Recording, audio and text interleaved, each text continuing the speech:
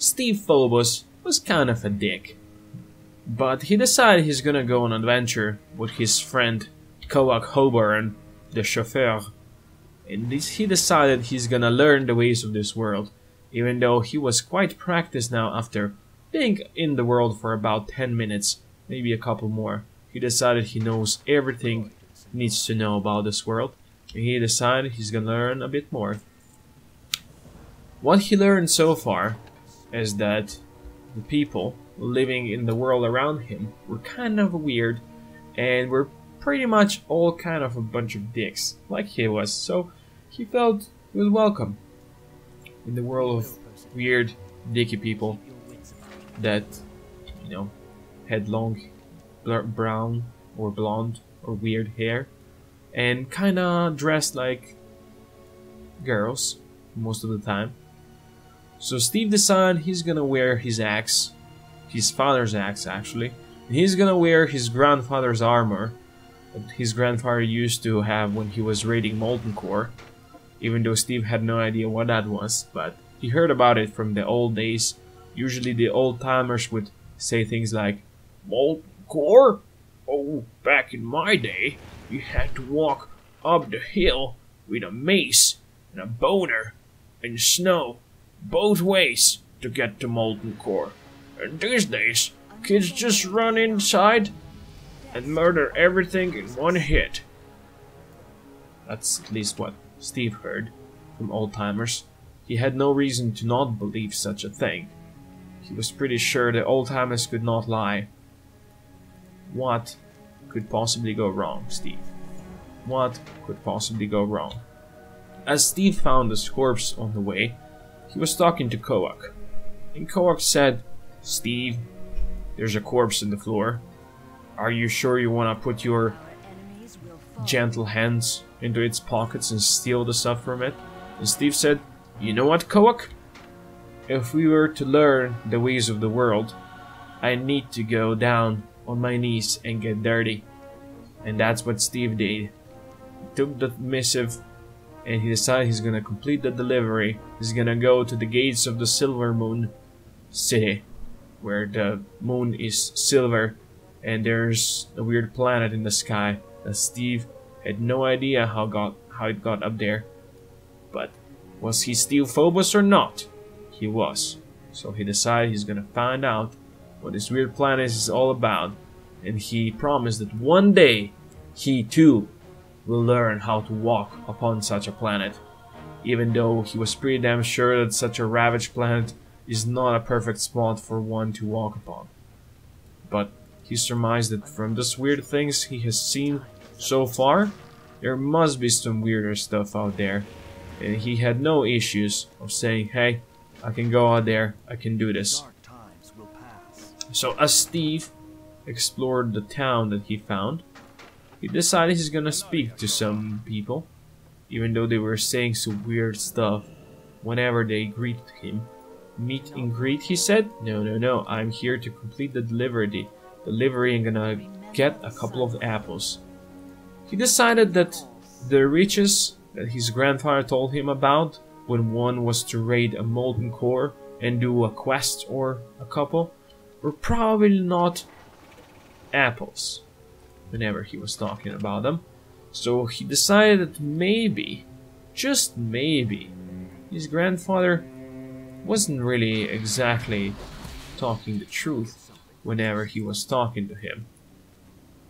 But that still remained to be seen. That still remained to be seen, decided Steve. For there were urchins to kill. Because, you know what? No city should have urchins. For urchins are the worst of the people that could live in a city. That's what Steve decided after running around for 15 minutes in the world and spending some time with his buddy Koak Hoburn from the old Hoburn's guy friend something. That's what Steve decided. That's what Steve surmised as he was stealing the mana crystals from those wretched urchins, which was the only thing that kept them alive.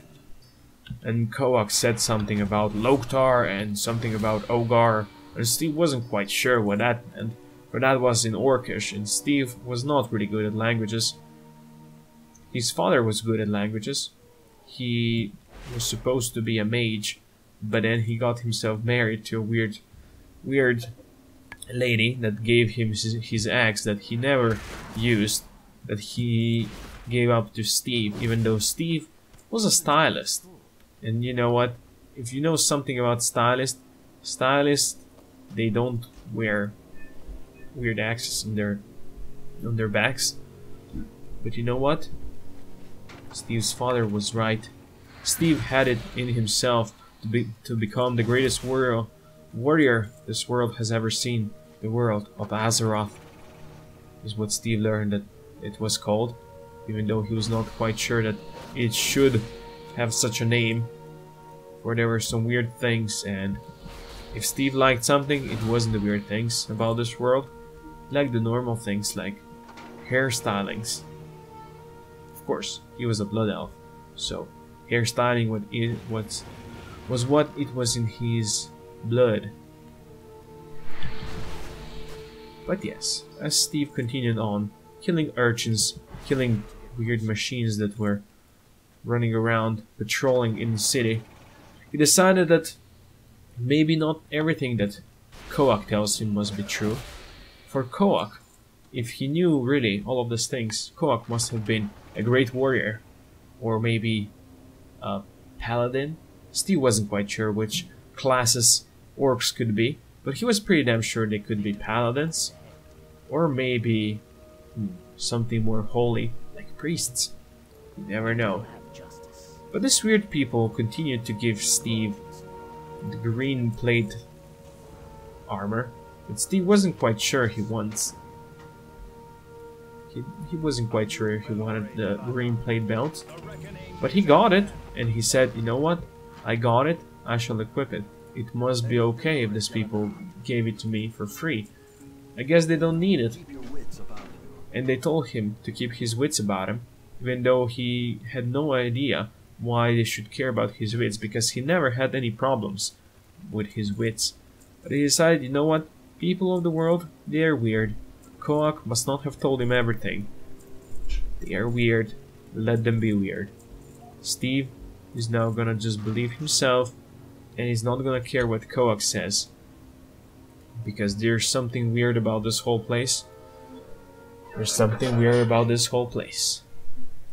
But when Steve exited the ruined part of Silvermoon City, and he's seen the new trees growing around, he thought this place must have been created by someone who wanted to replicate the Alliance capital, human starting zone, something something.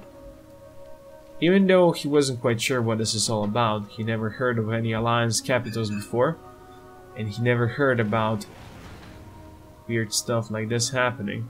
He decided there must be some truth to it, even though he wasn't quite sure what he was talking about. He felt like this must have been built with a purpose in mind, where everyone wanted to play Alliance and be gay with Alliance human people. Someone must have decided, you know what, the Horde should have a gay race as well, and the gay race should have the same starting zone as the humans. Beautiful green trees, or whatever this color is. Green grass is what Steve surmised is definitely green here, the greenest part, but he wasn't quite sure what the other color is, so he was quite sure he should just ignore the colors from now on, because he had no idea what he was talking about. So Steve continued on, listening to other people, what they said, and just murdered everything he's seen, or heard, or just fell upon. Didn't care. He has found a human being. He destroyed a human being, stole his documents, and decided, you know what, his documents must be very important if this person was carrying them around in a completely hostile environment. He didn't trust another elf, even though those elves were his cousins, apparently. That's at least what his mother used to say to him. He wasn't quite sure if that's the case. Besides, he never really liked his cousins. They are usually kind of weird people. A bunch of weirdos, truth be told. But he decided, you know what? I'm gonna murder those weird people, and no one can stop me. Good for you, Steve. Good for you, is what he imagined other people would say. But he wasn't quite sure that he will ever speak to any other human being that will completely understand his feelings inside his little chest.